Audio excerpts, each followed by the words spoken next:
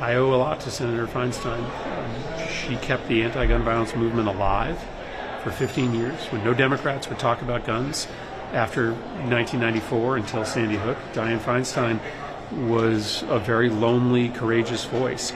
So we finally beat the NRA last year for the first time since she beat them in 1994. And the only reason that that happened is because Dianne Feinstein never gave up. Dianne Feinstein continued to talk about the plague of gun violence even when no other Democrats were doing it. And any success that we have moving forward, it'll all be rooted in Dianne Feinstein's heroic advocacy.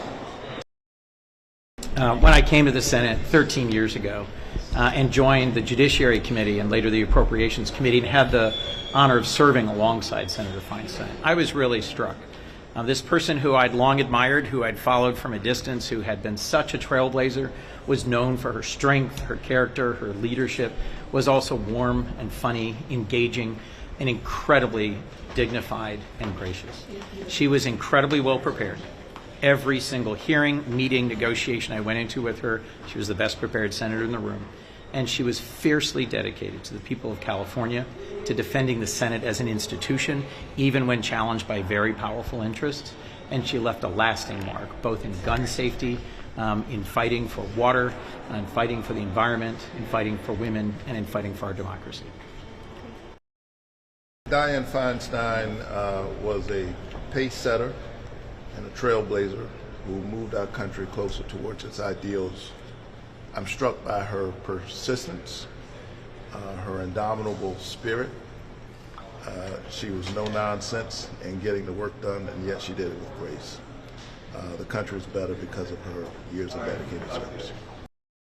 Oh, what a tremendous legacy. I mean, you think about women like me being able to stand here and serve in this institution. I mean, she blazed trails, and no matter what side of the aisle you're on, we're so grateful for her service and for her respect for the institution and for her love of this nation and obviously the people of California.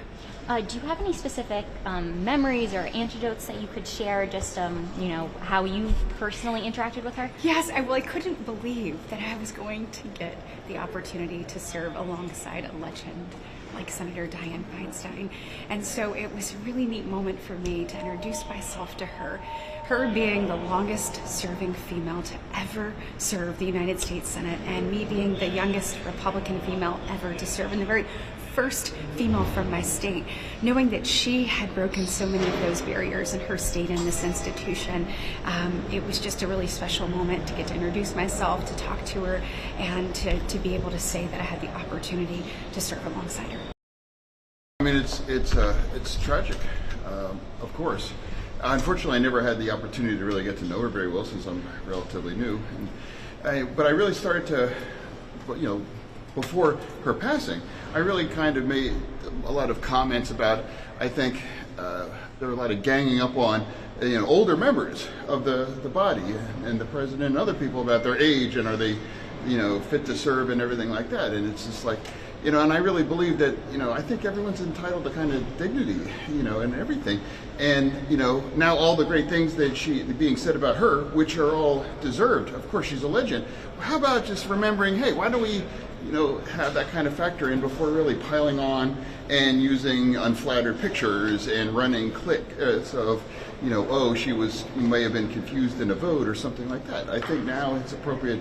My opinion is like, let's, you know, make sure that there should be dignity for those kind of individuals and not be fixated on age and that kind of a thing.